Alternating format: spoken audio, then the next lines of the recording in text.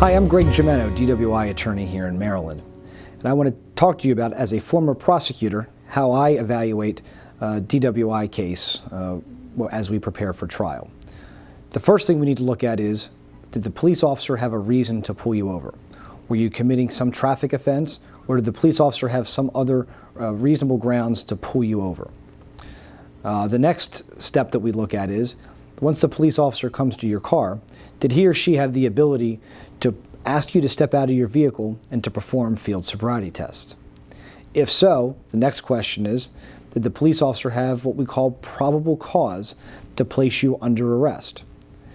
The police officer is going to base the probable cause decision on a whole number of factors, including your performance on the field sobriety test, your ability to walk, your ability to talk, your communication, or your interaction with the police officer will all go into play in terms of whether the police officer believed you have probable cause and whether a judge would ultimately believe that the police officer had probable cause if we were to contest that at trial.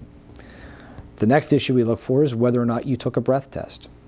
If you refuse to take a breath test, then we look to see, combining all the other evidence, including all the observations of the police officer and any other observations that you may think are necessary or witnesses you may want to call to trial to show that your normal coordination was not impaired by the consumption of alcohol.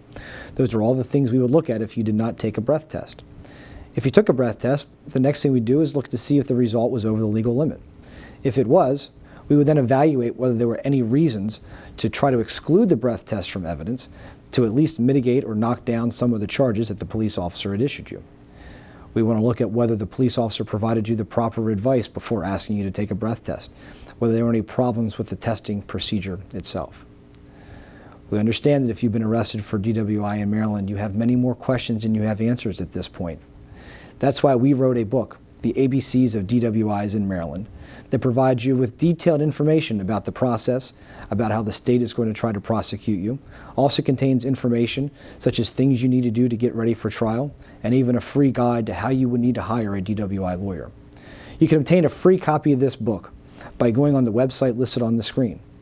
Or you can call our office at the number listed on the screen, and we will mail you a copy of our book.